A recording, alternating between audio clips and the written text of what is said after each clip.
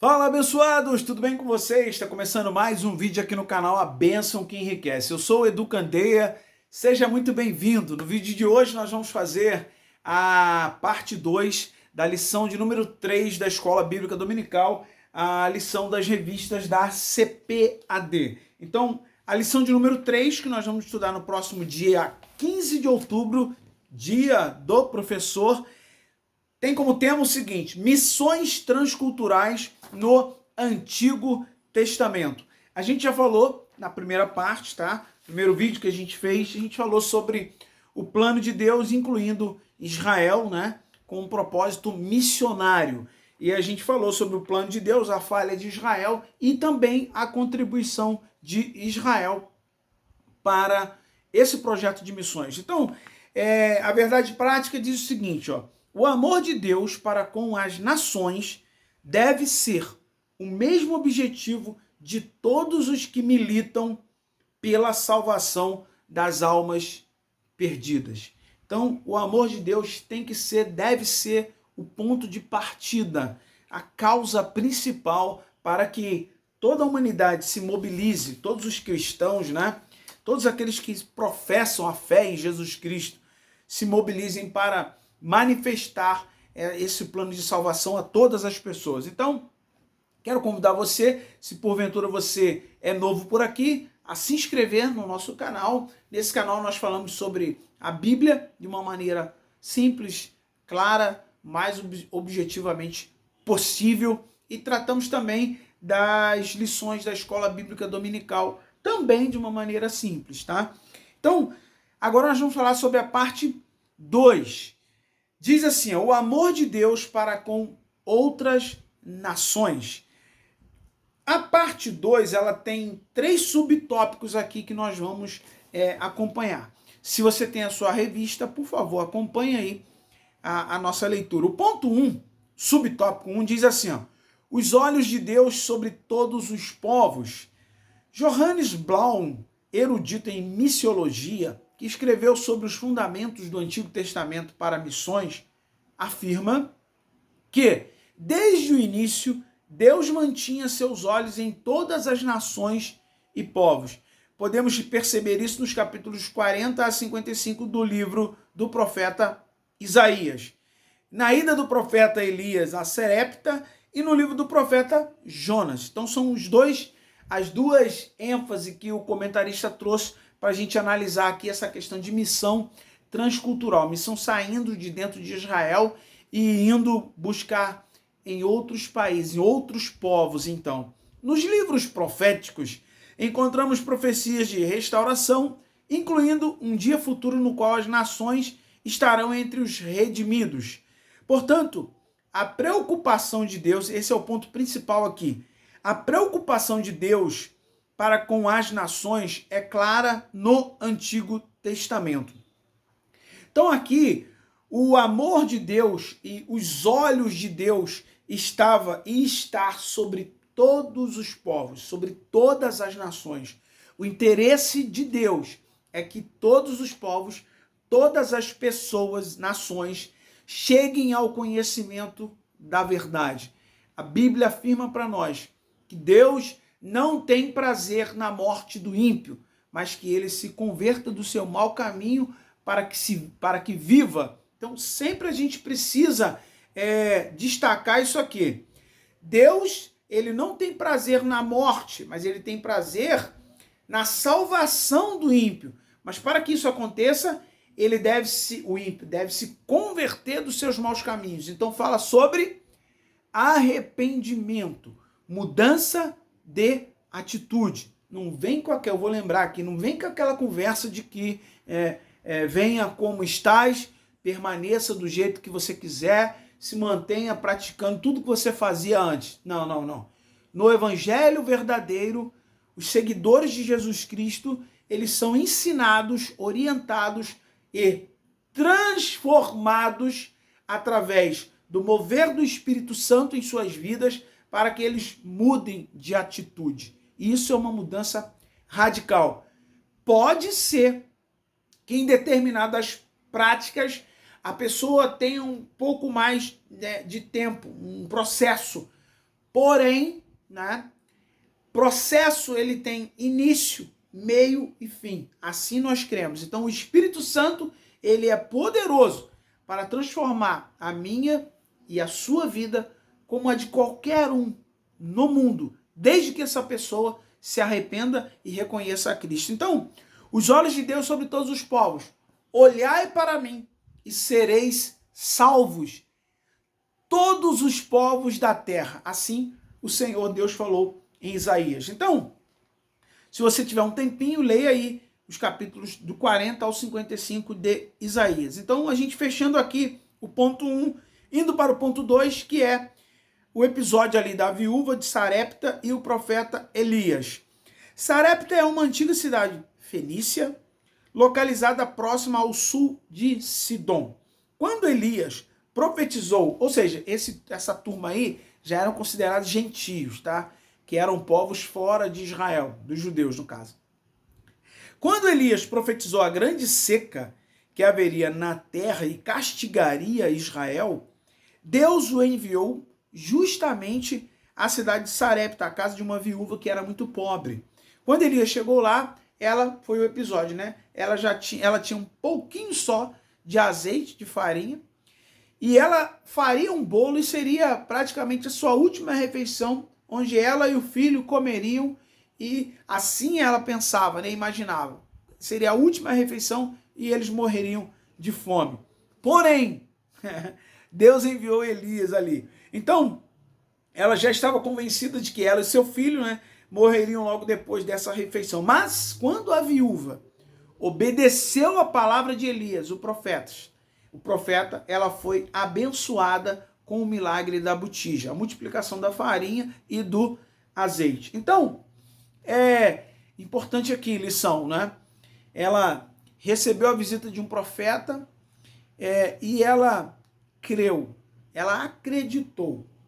A gente entende que foi uma decisão difícil dela, a gente entende isso, porém ela tomou.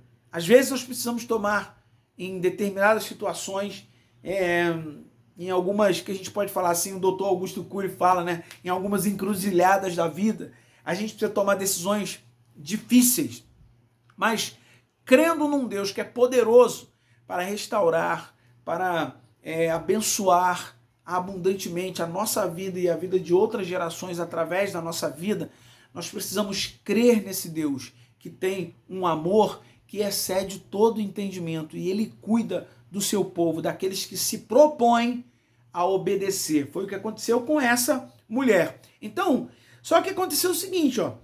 Em seguida, depois desse episódio, depois de um tempo, o filho dela adoeceu e morreu. Nesse momento, Elias fez uma coisa maravilhosa que ela nunca esperaria. Pelo poder de Deus, o profeta ressuscitou o menino e o restaurou à vida. A mãe do menino falou: nisto conheço, agora que tu és homem de Deus e que a palavra do Senhor na tua boca é verdade. Desta forma, Deus se tornou conhecido a uma estrangeira. Então, esse episódio aqui, o comentarista coloca, nós vemos que a forma como a manifestação do Deus Todo-Poderoso, o Deus de Israel ali, na vida daquela viúva, naquela região, foi uma manifestação poderosíssima através de sinais. Ela obedeceu, teve a providência na área de suprimento, né? Alimentar, no caso, ela foi alimentada e foi tudo multiplicado, e certamente ela, depois daquele milagre, ela espalhou para todo mundo o que aconteceu com ela. Porque em nenhum momento nós vemos nessa parte da escritura, nesse episódio aqui, em nenhum momento nós vemos Elias chegar para ela e falar assim, ó, o teu azeite foi multiplicado, tá? Mas tudo bem, não fala nada para ninguém. Não, não tem isso. E ela certamente espalhou essa mensagem e falou, olha, veio um profeta lá de Israel, isso me falou assim, assim, assado, eu obedeci e aconteceu algo tremendo. Então ela espalhou. E lembra que ele falou com ela, ó, vai, procura nos seus vizinhos aí e pega emprestado. E ela foi. Você acha o quê? Ela deve ter chegado, me empresta fulano, e para esse mesmo fulano que emprestou para ela chegou, você não sabe o que aconteceu. E aí a missão já começou a ser expandida ali, estão entendendo aqui? Ela começou do jeito dela já falar. Olha, aconteceu um milagre, isso começou. Nós precisamos fazer essa missão dentro da nossa casa, fora, com os nossos vizinhos, seja na escola, seja no trabalho. A gente precisa começar a falar para as pessoas de uma maneira que elas entendam que há um Deus na nossa vida, que como ele faz diferença na nossa vida, ele pode fazer na vida dessas pessoas também. Isso as pessoas precisam ver em nós, tá? Não só acontecendo um milagre. Por quê? Porque nem sempre vai acontecer um milagre assim, físico, algo sobrenatural. Mas nós que entendemos e recebemos a Jesus Cristo como único e suficiente Salvador, sentimos esse poder através do Espírito Santo na nossa vida, nós falamos com convicção. Lembra o que Pedro falou? Vocês devem responder com ousadia a respeito da esperança que há em vocês. Então isso também é missão. Então lá, com a viúva de Sarepta, aconteceu. E aí, para terminar, ó, aconteceu um milagre e ela testemunhou. Através daquele grande milagre, depois, quando Elias orou, e o filho dela ressuscitou. Grande milagre. Também impactou aquela região, com certeza. Agora, não necessariamente em todo local em que o evangelho vai ser pregado, que acontecerão esses milagres sobrenaturais. Não necessariamente. Aconteceram em vários outros episódios, e Paulo também lhe disse, a nossa pregação não foi até vocês como com palavras de sabedoria humana, mas em demonstração de poder do Espírito Santo, sinais, milagres, em Atos dos Apóstolos, nos Evangelhos. E a gente viu isso. Só que, hoje em dia, tem um perigo aí. Existe uma área aí, uma linha, né, que só quer se apegar nesse ponto de apregoar milagres, curas sobrenaturais, revelações, tudo isso aí é louvável quando Deus está no negócio. Mas e o chamado ao arrependimento? Precisa acontecer também. Eu não sou contra que haja essas manifestações, mas é importante que a gente entenda que, junto dessas manifestações, as pessoas precisam ser chamadas ao arrependimento. Por quê? Para a gente terminar este tópico, você, meu irmão, receber um milagre, uma cura, uma revelação da parte de Deus, isso aí não é garantia de que você vai entrar no céu pelas portas, ou vai entrar no céu, porque não tem outra forma, né? Tem que entrar pelas portas mesmo. Não é garantia, não, porque Jesus falou isso, que naquele grande dia, muitos chegarão e falarão para você, Senhor, mas eu preguei, eu curei, eu expulsei demônio, eu fiz, aconteci, dei cambalhota, fiz a campanha do Pix, e o Senhor vai dizer, eu não te conheço. Não te conheço. Apartai-vos de mim, malditos, que praticais a iniquidade. Tá? Então, só um lembrete aí, né? Sobre missões. Missão tem que ser feita, mas com sabedoria e direcionada por Deus. O ponto 3, a missão de Jonas em Nínive. Jonas, um dos poucos missionários bíblicos para os estrangeiros, não é por acaso que o tema do seu livro é a misericórdia de Deus para com todos os homens. Mesmo não tendo um conhecimento mais claro sobre de que maneira Israel deveria abençoar as nações, Jonas recebeu uma ordem específica de ir a Nínive para advertir aquele povo sobre o juízo. Então ele recebeu uma ordem específica para ir até Nínive. E aí o comentarista coloca aqui, Nínive era a capital da Assíria, uma nação perversa, cruel e imoral. Então a gente deixa claro aqui, independente disso, uma nação perversa, cruel e imoral. Deus quer salvar a todos, mas ele chama ao arrependimento. Jamais você vai ver na Bíblia Jonas ou qualquer outro profeta que foi enviado a uma nação perversa, cruel e imoral, e ele chegar e falar assim, não, você continua fazendo o que vocês estão fazendo, não precisa mudar não, é só dizer agora que vocês são do Deus de Israel, que vocês creem no Deus de Israel, que está tudo bem, continue fazendo isso daí. Não, Eu me lembro até numa cena, tá, que aconteceu no seriado The Chosen, e se você puder, por favor, irmão, assistam The Chosen, assistam, tem um aplicativo, baixa o aplicativo no seu celular, assistam, são muitas lições incríveis. Então, nesse episódio, Jesus estava na cena, ele estava falando com Mateus a respeito das bem-aventuranças, e aí, como ele foi discorrendo sobre as bem-aventuranças, chegou um dado momento que Mateus questionou a ele, mas por que isso daqui? Isso aqui parece uma revolução, mas como vai fazer uma revolução desse jeito? Enfim, você vai ver na cena, eu não vou contar.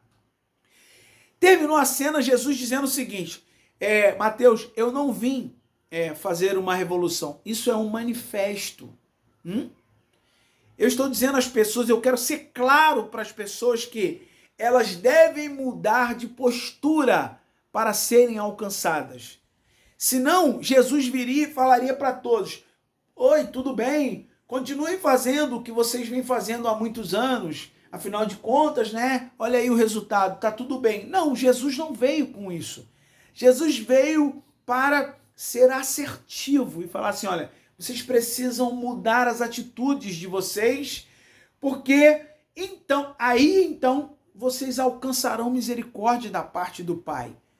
Jonas foi enviado para essa nação cruel, imoral e perversa, mas Deus tinha prazer em salvar aquela nação. E o que aconteceu? Ele ficou relutante, é claro, a gente não vai entrar nesses detalhes aqui, mas o ponto importante aqui, que eu chamo a atenção, olha, diz assim, a Bíblia de Estudo Pentecostal, ao comentar o capítulo 3 do livro, destaca ter sido um dos despertamentos espirituais mais notáveis da história. Por quê? Quando o rei conclama a todos, o rei de Nínive, conclama a todos ao jejum e à oração. E por isso o juízo não recaiu sobre eles. O profeta ficou indignado, como a gente sabe. Todavia o Senhor o fez ver que ele ama a humanidade toda. Para a gente fechar aqui, lembro, a Síria, tá? A Síria, uma nação perversa, imoral e cruel. Deus queria alcançá-la. Preparou um plano, enviou alguém para essa missão transcultural. Esse homem ficou relutante. Você vai ler a história de Jonas, você vai entender, né? Ele ficou relutante, mas Deus tinha um propósito de intervir ali naquela nação. Porém, só aconteceu a intervenção divina quando o rei conclamou toda a população ao jejum e à oração. O jejum e a oração contribuem absurdamente para o mover de Deus na vida de uma pessoa. E quantos de nós há muito tempo não jejuam de maneira rotineira, semanalmente, sofre para fazer um jejum de algumas horinhas, sabe? Então, se nós nos atentarmos para isso, talvez Deus comece a intervir de forma mais incisiva e abrupta em relação ao nosso país, em relação ao nosso estado, em relação à nossa família, quando nós se voltarmos para isso. Então, é um chamado aqui, uma lição. Ainda que o profeta ficou meio relutante, o propósito de Deus era e é salvar a todos os povos. Então, que você entenda aí, nesse ponto 2 que a gente falou da lição, que diz assim, por meio do relato da viúva de Sarepta e de Jonas em Nínive, podemos testemunhar o amor de Deus pelas nações no Antigo Testamento. Então esse foi o nosso ponto 2, espero que você tenha entendido. Qualquer dúvida, coloque aqui nos comentários, é importante para nós. E se você gostou da lição, deixe o seu gostei, compartilhe esse vídeo para o maior número de pessoas e lembre-se que a bênção do Senhor é que enriquece. Até o nosso próximo vídeo, querendo Deus. Tchau, tchau.